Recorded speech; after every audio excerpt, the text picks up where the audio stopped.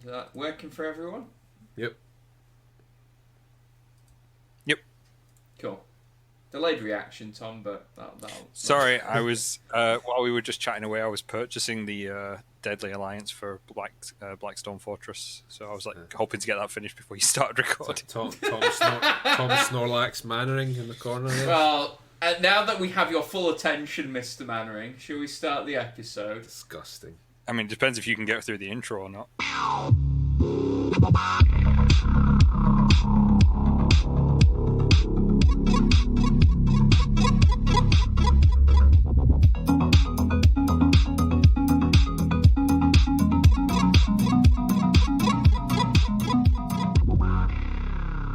Hello and welcome to the Unlucky Frog Gaming Podcast. You are joined by your usual hosts here, Tom Mannering. Hello. Ben Porter. Yo. And myself, Josh Hartley. Chaps, how are we all doing? Yep, that's how we're doing. No, I was waiting for Ben to go. I know, but it's like he asks everyone, and it's like, well, who goes first now? Do you know what I mean? I know. I'm sure I said last episode, point the question so we know who you're talking to. This never used to be a problem. I don't know why it's a problem because there now. were only two of us. Oh, shut up. Right. Well, I don't want to know how you're doing now. You've annoyed me. I've incurred your wrath.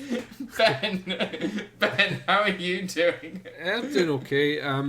It's been a pretty busy week. It's I mean, it's always busy when you've got a 1-year-old and you're in the middle of a lockdown. Mm-hmm. But no, I've been doing okay. Just carrying on with some of my painting projects, but not much to report otherwise. Still locked down, so. Mm-hmm. How is Nathaniel doing? Has he picked up a paintbrush yet? He's not allowed to pick up a paintbrush just yet. That's fair. He would probably try if he got anywhere near them, but for now he's on the crayons, and he's doing a little bit of scribbling. So. Oh, that's cool that he's doing some doodles with crayons though. He'll be almost old enough to give him a try on on some maybe acrylic paints when maybe like put plastic like over literally everything in the room, but I think he is probably approaching that point where you could have a little bit of finger painting, but normally that sort of thing's confined to a controlled environment in a nursery and not your house, so. I don't know how I'm feeling about introducing that quite yet, but we'll see. Summer, when it can be done outside. Good call. Yeah, there we are. I can't stay mad at you, Tom. How has your week been? Oh, with that charming face.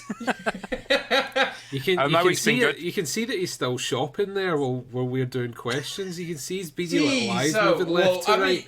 Tell us what you bought and what you're buying. I was finishing a purchase of Deadly Alliance for Blackstone Fortress because I'd seen that they've basically gone out of stock, and it's one I wanted to pick up because I've got everything else except for No Respite for Blackstone Fortress. So I thought better get that. Which is the one what's in Deadly Alliance? That's the Zote. Oh, of course, yeah. Yeah. The mini that everyone went nuts for when they released it, and we've had nothing else on Zote since. Nor will we. They're not going to make a whole army of them, guys. No, definitely not. But I thought I'd pick that up, so I had it. My week's been great. Thank you for asking. I've been off work. I've been painting furiously, which we'll discuss later. Yes. And I'm enjoying the last couple of days of my holiday. How are you, Josh? That's what I want to know. I'm good. Oh, thank you. Yeah, I'm good. Just working away. We'll talk about hobby stuff later because guess what, guys? It's been a slow news week, so we're gonna fill it in with talking about what projects we've all got on the go. Nothing much else to report, really, personally. What news has been happening? I think the big... Well, it's not even really tabletop news. It kind of is, though, because it's the announcement of Total War Warhammer 3. Yep. which we kind of knew was in the works, but this is the first like cinematic trailer for it. Focuses on a battle between Kislev and the Demons of Chaos. I think specifically it was all Khorne demons. I think it was Khorne, yeah. Within the cinematic, we got to see a glimpse of all 4 gods, so pretty safe to assume that they're going to be making an appearance in the video game itself. Well, they've hugely confirmed that. Popular. Sorry? They've confirmed that. They've confirmed that Kislev will be a faction, and each god will be its own faction. Yeah. As well, which is awesome. That'll be great. Because this was one of the lame things about Chaos in the actual Warhammer Fantasy game, is that they were all kind of lumped together as their own books, right? And so people tended to cherry pick the good stuff from each god and then just run it together, which kind of sucked because, like, in the fluff that seldom happened, and if it did, it was like an alliance of convenience. Yeah, right. Like, there's things like occasions like Archon, where they would all band together, or followers of all 4 gods would band together. But you're right, it didn't really happen. Usually, if you were fielding an army, it should be devoted to just one of the 4 gods. So that'll be neat, and get to mix demons and mortals in with that as well. Other rumours for factions, and this is pertinent for tabletop news, is they've pretty much confirmed that Cathay is going to be a faction in this game. Cathay, of course, being to the east of the old world, and notably Games Workshop never, to my knowledge, listeners correct me if I'm wrong, but to my knowledge, Games Workshop never produced miniatures for them. So I think that's quite exciting to see what they're going to do with that. Plus, we also know that a lot of this is tying in with the upcoming release of Warhammer: The Old World tabletop game. So we know that we said before we came on that the models for the Kislev Ice Guard are near enough carbon copies of some of the concepts that they've already shown us for the Ice Guard. So it does mean that there must be a degree of collaboration going on there. And that you talked about Cathay, Josh. I think that almost certainly means that in the Willow Road studios where they're working on the tabletop game, that there must be concept art, maybe even miniatures for Cathay already produced. So I think that's a reasonably safe bet that we might see some Cathay miniatures. Maybe not later this year, but maybe later in the release of the Old World. We do know, on top of the Cathay and Kislev, that we're going to get Bretonia and Empire. I really hope the Warhammer: The Old World isn't just going to be human factions, though.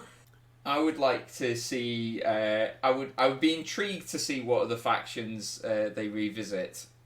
I'm kind of curious if they're going to do, because they're doing Cathay, if they'll do Nippon as well, because that was kind of part of the extended landmass. If I remember right. Araby was quite a big deal. I think they actually did some miniatures for Araby, unlike some of the other ones.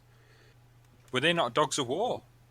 They probably were, because there were some Estalian and Talayan Dogs of War as well. Yeah, but which brings us on to the point that we were talking about before. It's one of the things that made. I know a lot of people are. I love the Old World as well, but one of the problems with it was that it was basically just a carbon copy of our own world with a bit of fantasy slapped on top of it. Like, a lot of people don't know this, but the reason that we had Bretonians in particular in the first place was because years ago Games Workshop had a failed venture called Warhammer Historical, and the idea was that they were going to do their own rule set for different historical periods. It went belly up, but they still had the assets for it, and that was where they used Crusading Knights, and they created this new Bretonian faction, and they injected a little bit of fantasy into them. So it does mean I mean, like the Kislev Ice Guard looks so cool, and whereas like beforehand they were basically just Cossacks with this magical queen or monarch of theirs. So I'm fairly confident that they're going to inject a little bit more magic into the likes of Cathay. You know, you might see some lion dogs or something like that.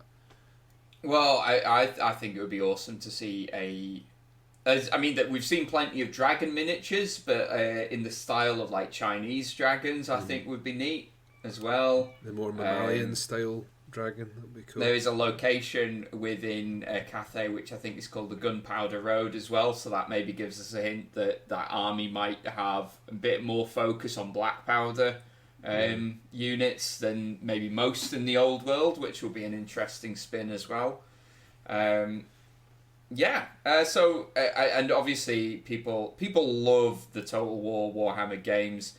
I'm going to give my brother a quick shout out. He streams it all on Twitch. He's currently playing through a campaign as Karl Franz, so if you are on Twitch, and I'll post the link to his channel below, but give Scar Hero Saga a crack and watch him play through Warhammer Total War 2.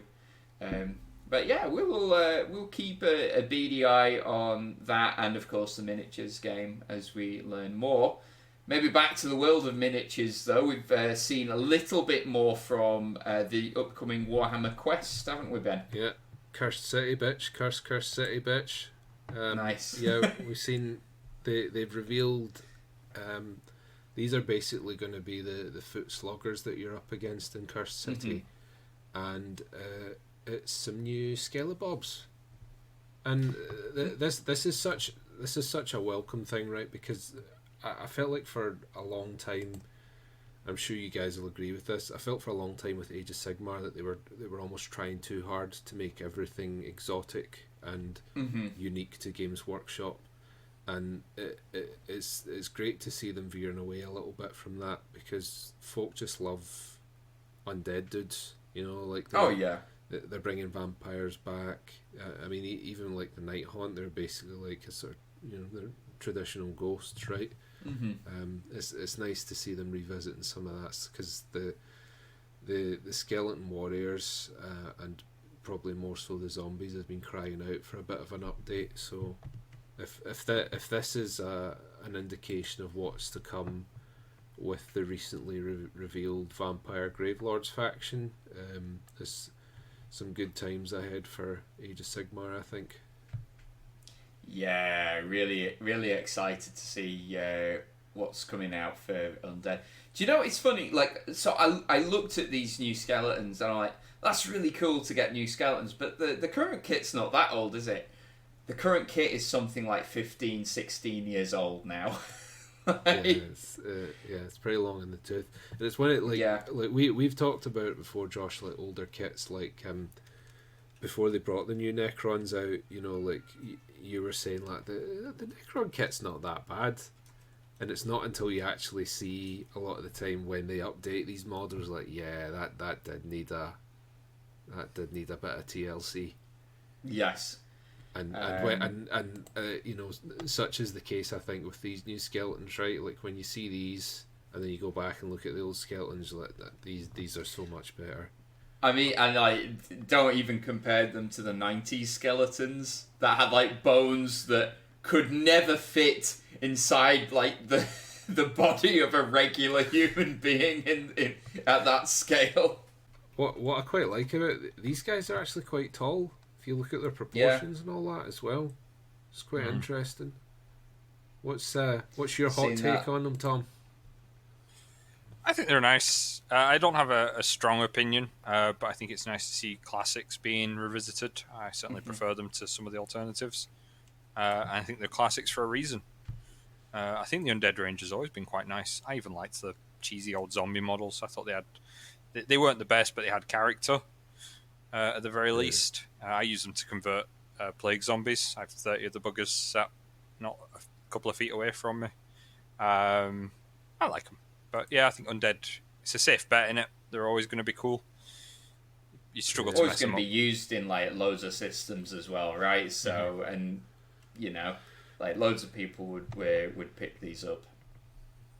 Yeah, I mean, these would be great for even if you were just playing a generic thing, like Gloomhaven or Pathfinder or D&D. These are going to be applicable to pretty much any game that has a gothic element to it. Yeah. That's there is so one last thing on the rumour mill, and not a huge thing, but maybe an indication on what armies might be coming next 40k wise. These collectible coins that they ship out to all the different stores, and you spend a certain amount of money and you get to buy the coin. So this month it was meant to be Slaanesh. So they were shipping out all the Slaanesh coins, and what do you know? A store somewhere received a coin with the idol of the symbol of Gork on. So it is Warhammer 40,000 packaging as well. So that would suggest at some point orcs are maybe on the horizon, and not a huge surprise though, because No. like we said before, like this is going to be the year of housekeeping for 40k, right? Like they need to go back, and there's quite a few factions that could do with like a kit here or there, and like they definitely need to bring all of the codices in line with the new rules. So I wouldn't get too excited. It might just be a book. So, notably, for each book that they've done, they've brought out at least one new kit for it. Tying in with what you were saying about old models and looking back on them, the Orc Boys, I think they're one of those ones. When we were having this chat months ago, and you were saying they need new Orc Boys, and I'm like, that old kit is aged relatively well. They look all right. The more I look at them, the more I realise that Ben is right. Like, we could really do. And how awesome would a new boys kit be? Like, can you imagine like the 40k orcs getting the Auric treatment from Age of Sigmar?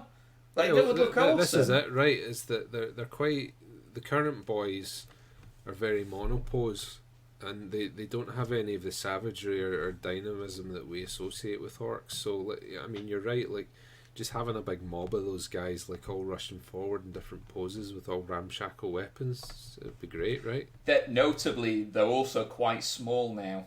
Yeah, I'm pretty sure like my Necron Warriors will be standing taller than that old boy kit.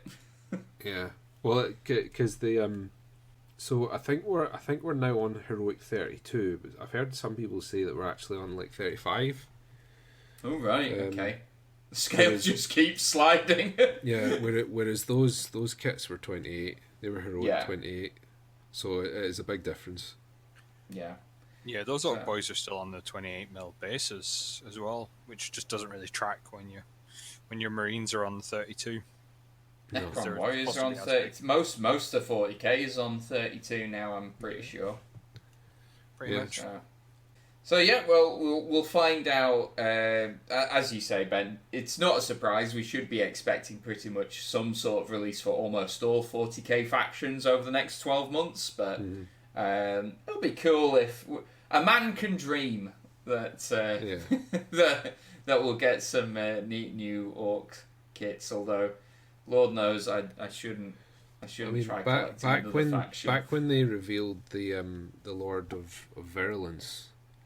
They also revealed a new Dark Eldar, or they didn't reveal it, they showed snippets of a new Dark Eldar and a new sister model.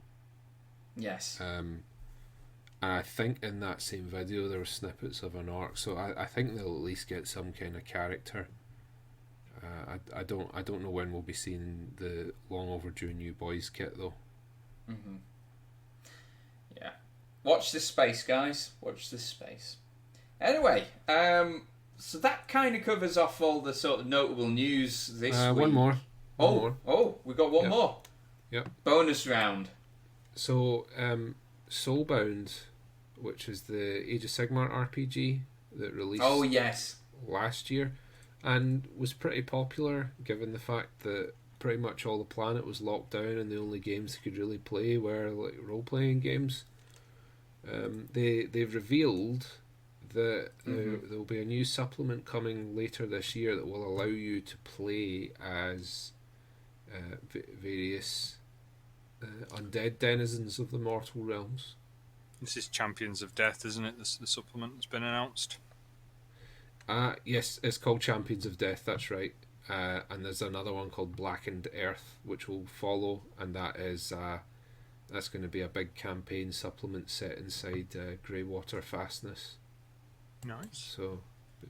There's also Champions of Destruction, which will let you play as Uruks, Grots, Ogres, and Troggoths. Oh, nice. So they're really opening up the range of characters you can play. Oh, how much fun would it be to play like a Grot Shaman?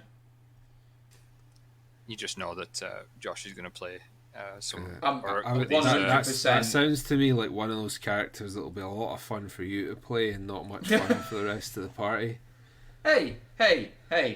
Tom can attest to this. None of my characters fall into that category, I'm right, Tom? not saying it's necessarily specific to you, but I mean, like, we've had this discussion before about like characters that people think are really cute and funny that aren't, right? Yep. Mm-hmm.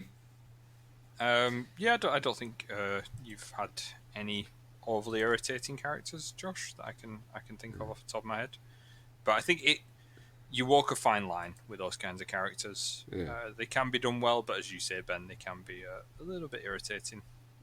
Within the Age of Sigmar setting, I have a hard time. I don't know how it's going to work, but I'm assuming that you have to pick, like, we're going to be a destruction party. Mm-hmm. It'll be something like that. It's a bit like in D&D. I don't know if they've changed it, because I know there's been a lot of discourse about race in D&D of late.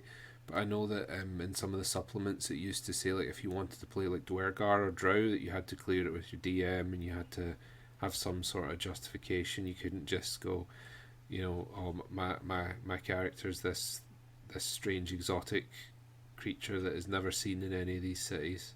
Mm-hmm. And there might be some similar caveats attached. Well, when we played Soulbound, the three of us played the game that Scott ran. I mean, we found it challenging enough to gel a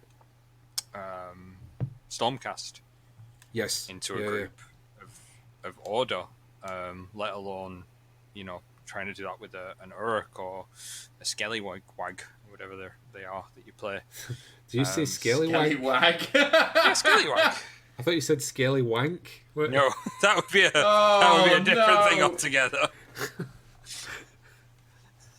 That just wouldn't work. I was like, wow, Tom really hates undead. Oh no. Just firing random can someone shots. construct like some sort of Skellywank joke with Boner? Like, it's all there. I'm just trying to think of the order. Why? No, we'll move on. Why would you try and think of that? Yeah. Right.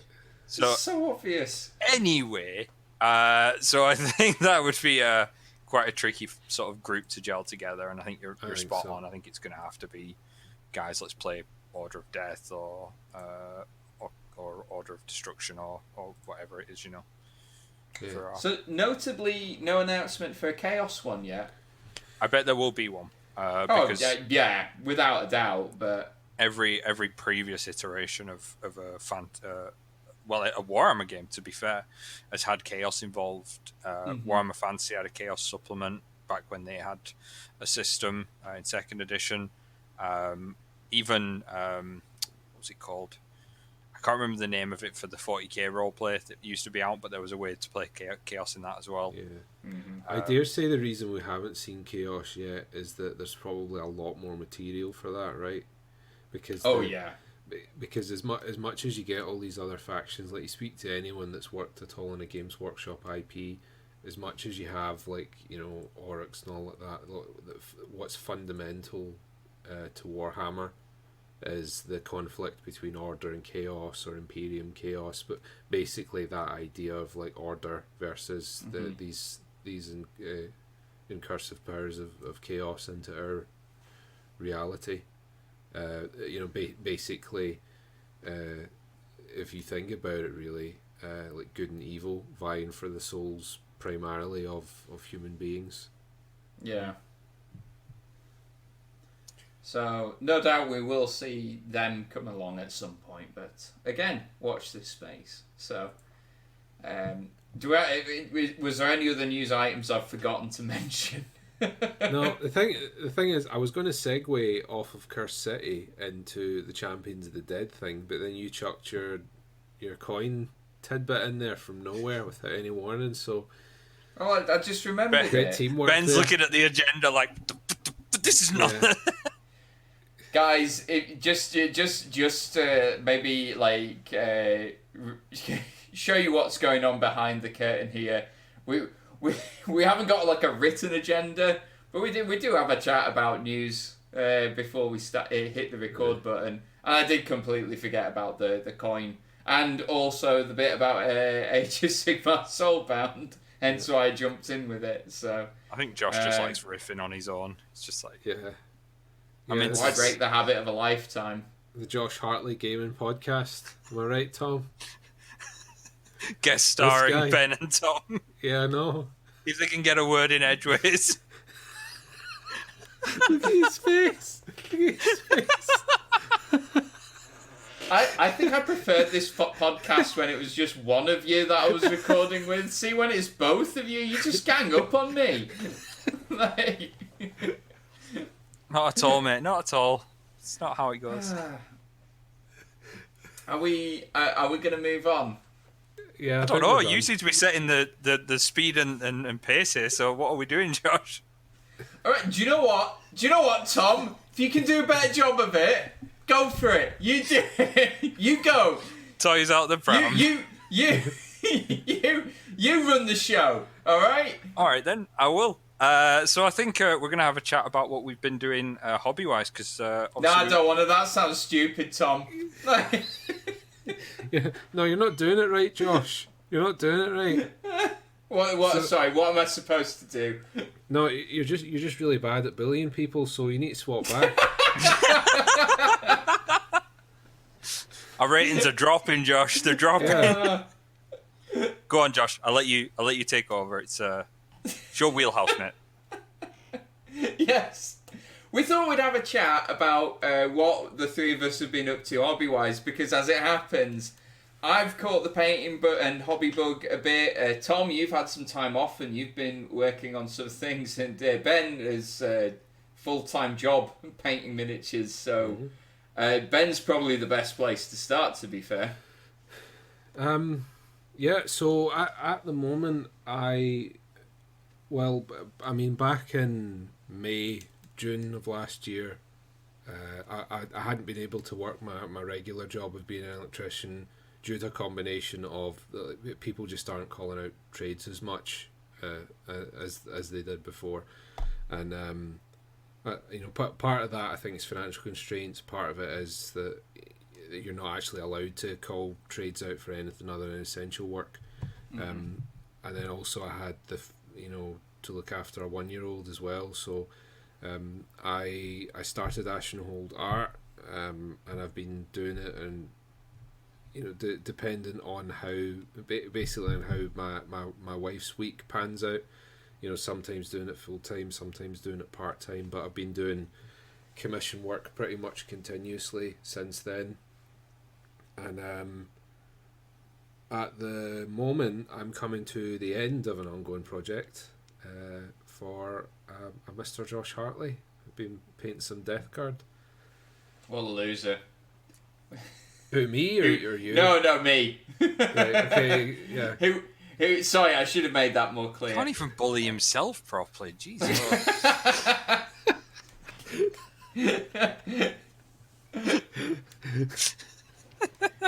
Can we rewind that? We'll rewind that. Hold on.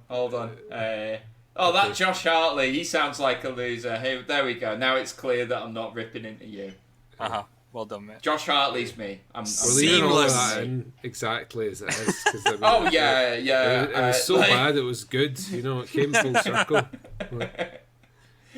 Yeah, I'm excited to get the. I do have one more character that I need to give you, the Plague Surgeon. But yeah, we're pretty much. Yes, yeah. I've definitely got like 2,000 points worth. At least, yeah. I I think more so because you've got a lot of Plague Marines now. You've got a fair few Terminators, and you've got like they're kind of like I said this to, they're a little bit like Fire Slayers in the structure of their army, in that it's a limited choice of units, but you've got loads of characters.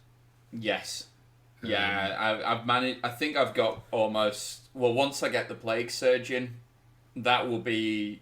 I'll have almost every single character available in the Codex, with the exception of Big Morty himself. Yeah. Which might go on my Christmas wish list this year. So. Yeah.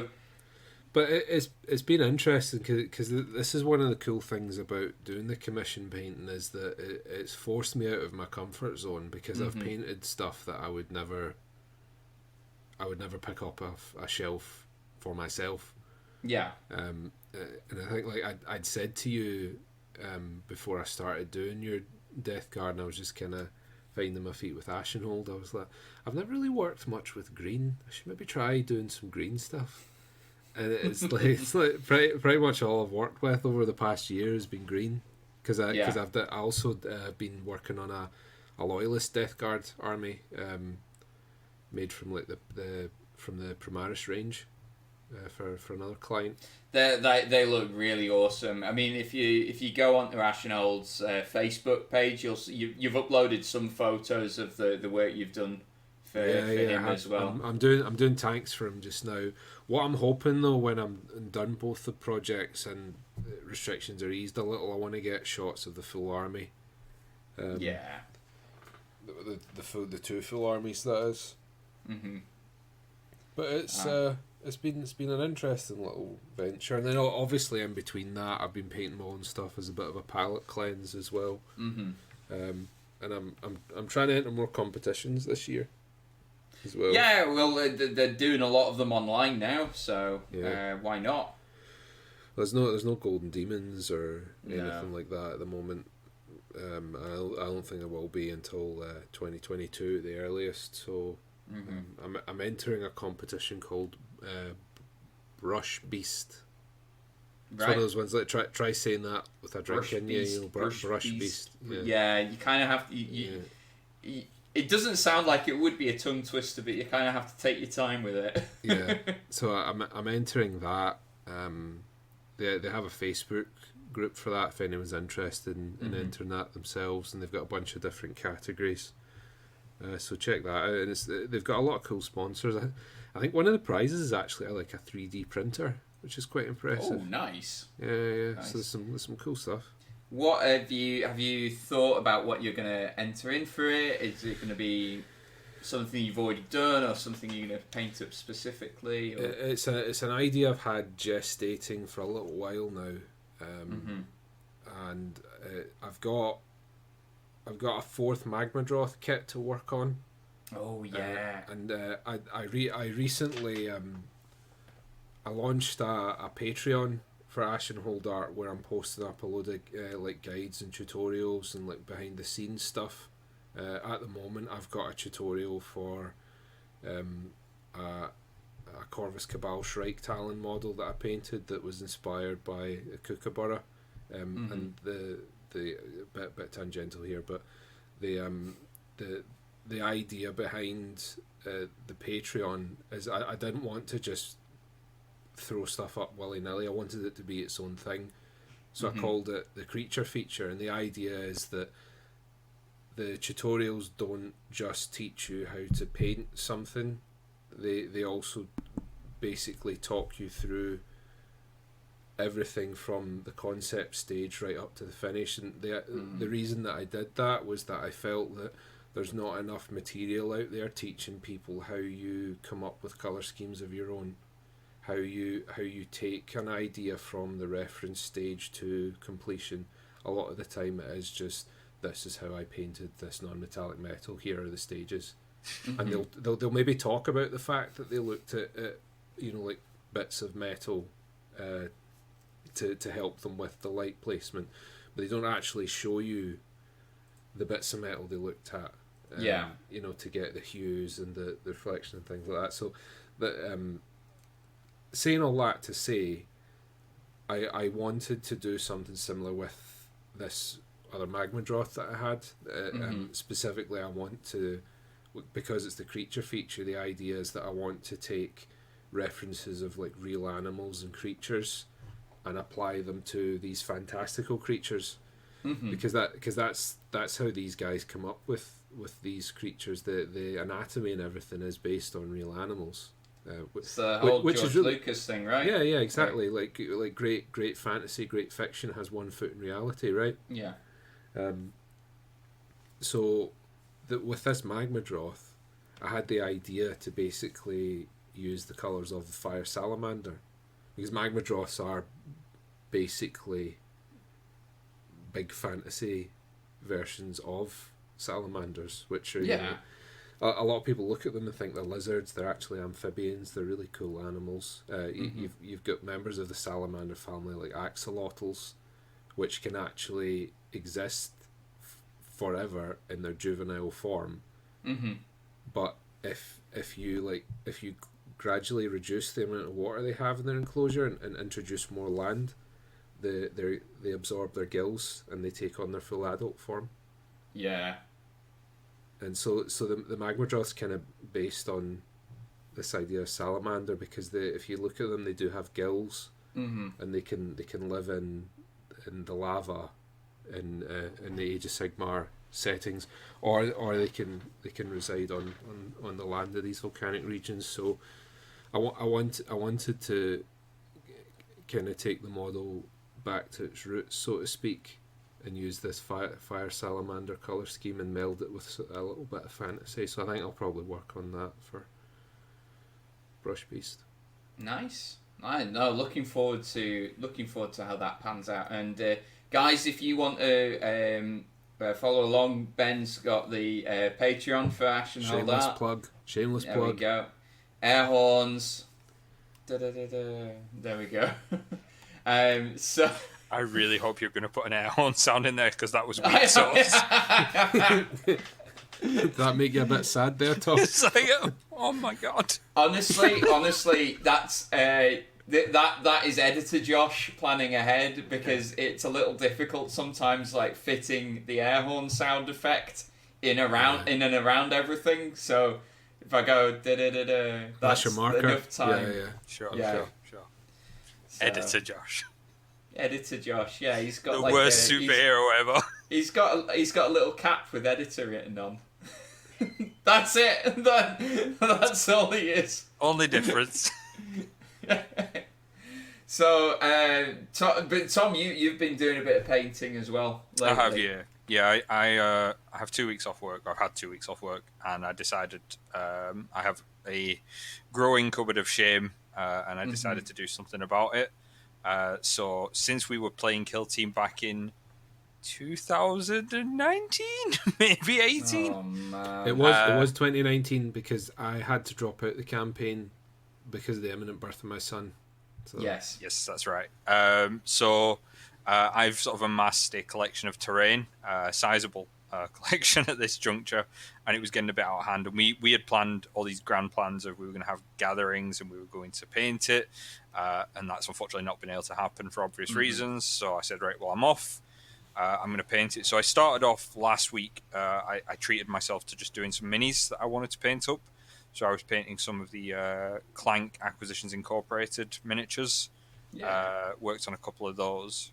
This week I've been painting up a lot of metal, rusty metal, to the point of borderline insanity today. I was on my fifth day of doing it. Nice. And it is starting to wear a bit thin. It's funny when you mentioned there, Ben, about having a palette cleanser. I was talking to Will this morning when I was doing the painting. I was like, I made a mistake by not putting something in the middle of this to break it up. Well, you have to set yourself little goals, right? Like one of the things that I do when, like for instance, I'm painting Death Guard for Josh, is I'll paint like 5 or 7 Plague Marines, and then I'll do a character. And it's like it sounds kind of sad, but it's like the character's like your treat. Your little treat, Yeah. I know exactly what you mean. Did good there, son. There's a wee character for you. You know, that kind of thing. So yeah, that's been my sort of week. Tomorrow, funnily enough, I'm giving myself a bit of a treat in that I'm going to paint some plasma conduits instead of rusted metal. So that is going to be my little Friday, treat to myself. So yeah, that's been my venture, and will continue to be. So what about you, Josh? What have you been working on? Well, I have recently finished painting up the minis for Blood Rage. I've finally finished them now. So, I mean, when I bought Blood Rage in March 2020, I think I did say, I can't remember if I said it on the podcast, but I said, my little project to keep me going while COVID's a thing is painting up these minis. Well, I didn't realise quite how long this would be going on for. They were super fun to paint though. Particularly like like you were saying, Ben, I left all the monsters to last. And I am so happy with how they look. Particularly the Frost Giant and the Fire Giant. Fire is really hard to paint. By the way, it is. I'm not 100%. I might need to do a guide for that then, because I have painted a load of fire in my time. There we are. Well, I managed to find something online, and the fire on his sword looks okay. It could look better, but I've certainly seen much worse attempts at it. But the rest of the mini, I'm super happy with, and in fact, all of them. I keep looking off camera because they're just sat out over there, and I'm just looking at them, and I'm like, they look really nice. Yeah. Well, we spoke about this recently, Josh, when you were starting getting into painting, and I think the thing that I'd said to you, because I've also been really trying to up my game with my painting this year, and one of the things that I realised is that you can't focus on what other people do. The only person that you should be competing with yourself in relation to something like painting is yourself. Yeah. So and that I feel like that's key to actually improving, because if you just focus on how good someone like Richard Gray is, you're never going to get there, because you're just going to be getting down on the fact that, oh man, he paints that looks like the Sistine Chapel, I'll never be that good. It doesn't matter if you'll never be that good. You need to be happy within yourself with what you're doing, and I feel like you get there. It's like, how do you eat an elephant one bite at a time, right? So if you're constantly making these little improvements, constantly just trying to better yourself, you might surprise yourself where you end up. Yeah, and that's absolutely right. And just, I was going somewhere with this.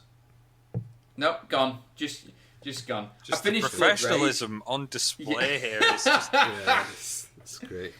This is why we're one of the top podcasts you will find in all of the available mediums. All I aim to be in life, in all aspects of my life, is an enthusiastic amateur. Mm-hmm. So, trying to beat yourself from the day before, right, Josh? Just like Ben said. Just be that little bit better. Exactly. You're not succeeding. But, wow. I missed that. You'll get it in the edit, mate. I'll get that in the edit, and I'll decide whether that's fit for listeners' consumption or not. But yeah, so I finished painting all of that, and now I'm on to my next project, which are Necrons, which I'm actually really excited to paint up. Why are you laughing at that? You announced that in kind of an Oprah-esque fashion. It's like, Necrons! Air horns. You get a Necron. Yeah. Well, no, but I am quite I'm looking forward to painting these guys. So I'm in the stage of, I've done some test minis. Okay. I will admit, so there were a few things that I knew what I wanted to do, going into this. I knew that I wanted to paint them up as Nihilak Dynasty, which is gold heads, blue shoulder pads, and highlight colour, and silver for the rest of them. And I knew I really wanted to play around with the Citadel's Tesseract Glow paint. Yeah. I will admit, in my test minis, might have overdone the Tesseract Glow a little. Right, okay. They are bathed in green. Just one green model. Are you going to show us them? Hold on. Me and Tom will do like an audio descriptive type thing. Like we'll make it into an audio medium. It's hard to get the camera to focus on. He actually, like, do you remember, like, when sports equipment in the 90s was all, like, luminous? It looks like he's wearing a pair of, like, 90s track shorts. Well, I was trying to do, like, a bit of OSL. Yeah. He's got that sort of Adidas Umbro, like, kitted out look about him, definitely. Is his metal, like, and this isn't mockery, this is curiosity, is his metal, like, have you given it a bluish tint, or is that just the lighting in your room at the moment? I think that's just the lighting in my room. Like, the shoulder pads definitely do. But that's like a matte, that's not reflecting anything. Yeah. But no, all the metal the majority of this model is just silver paint dry brushed over black. Okay. Like, that's the bulk of it. You did get carried away with that Tesseract, though, for sure. But it's so fun. But Necron's main tactic is to blind the enemy with the radiance of their weaponry. So we're toning it down. We're toning it down for the actual ones. Yeah. To be fair, with the new sculpts, it's going to be easier to do less, if that makes sense, because you don't have this big old rod of Gauss in the middle of the gun. You've actually got like little domes of it.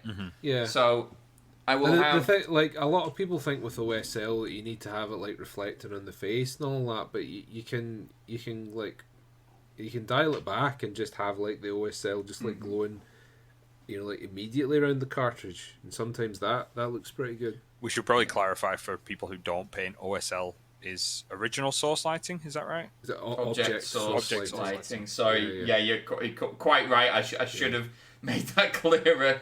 Yeah. Right, so to quickly explain, if people don't know what it is, because it is quite interesting, the idea with object source lighting is it pretty much explains what it is you have an object, and this can either be on the miniature or it can be off screen, so to speak, but the idea is that you paint the miniature as if light is emanating from this point. So let's say, I've seen some people where they have like maybe a wizard holding a crystal ball, and then the light will be like washing up on his face. But then also I've seen people where they've maybe painted like, like an explorer coming into a cave where a dragon's hiding, so they have like a red glow washed over the model, but you don't necessarily see what the glow's come from, but the suggestion of the glow tells you. It's a really cool technique, and you can be really simple with it, where some people do like a very gentle glow from like on their Space Marines eye lenses, or you can get like really fancy with it, where I've seen some people where they've done a bust and you've got the glow of the campfire on one side of the model, and then you've got the moonlight washing down on the other, and it's really impressive. I do, as impressive as it is, I do think it can get a bit much sometimes, and it can almost take away from the model's original appearance. So, a bit like how I did on that test. No. It's not. In some instances, not naming anyone in specific. It can get a bit much, but I think in a lot of cases it looks really, really nice. I've played around with it myself, and it's tricky to do a really good job on it, but you can do a really sort of basic job, and it looks decent with it, I think. I very much ascribe to, I think, the less is more camp with this thing. Like I did a Gotrek model recently that you can see on my page, another shameless plug, but I actually did a bit of OSL on the axe, because he's got like a brazier axe, but I only did it around the immediate vicinity of the model, because I didn't want that to become the focal point, because this is the other thing, right, is that the OSL very often becomes the focal point of the model, and if you have like Gotrek, he's holding the axe down, so it means the focus is drawn away from the centre of mass of the model to the axe, and you don't want that, Yeah. Yep. And this is so, like, going back to my Necrons, the whole idea, the reason why I want it, you should always do a test mini, by the way, before you paint up an entire army, but it gave me a chance to play around with. Tom's pulling a face. I think that's good advice. Bollocks. Get into it. Just don't mess around. Wow. Okay. But what if you right? So what if you're batch painting a load of them and you're not gonna find out that this doesn't quite look right until you're a bit too late. It's right, innit? Just buy some more. Okay. Wow. It's Said the former GW employee. So, I like to do test minis before I do a whole project, and the reason is like just to practice the technique. So I'm pretty confident that if I do less of what I did there, it will look pretty cool. Joking aside, I do think you should do a test mini. I think if you're doing a new scheme like you are, it is a good idea. I think if it's something you're comfortable with, then yeah, you can just dive in and batter in. But yeah, if you're going into a new color scheme or you're doing OSL on a lot of models and things like that, then yeah, a test. Well, yeah, it wasn't just the OSL, which I've never really done before. It's part of this. I wanted to try using contrast paint over metal to see how that works. And I'm happy with it, but I need to do like 2 or 3 layers of it to actually get it to how I want it to look. Yeah. No, I get it. Apart from them being bathed in green, I am pretty happy with how they turned out. So that's got me excited for painting my Necrons. So listeners, I will keep you all posted with how I get on with them. Good. Look forward to hearing about it. Yeah. So what are we doing next, Josh? Are we wrapping up? I think we are wrapping up, yes. Unless there's anyone got any other suggestions? No. because we covered this before we came on, so unless you want to hit us with another curveball, we're done. No, I'm good. Well, on that note, guys, look, thanks very much for listening, and until next time, take care. Bye. Bye.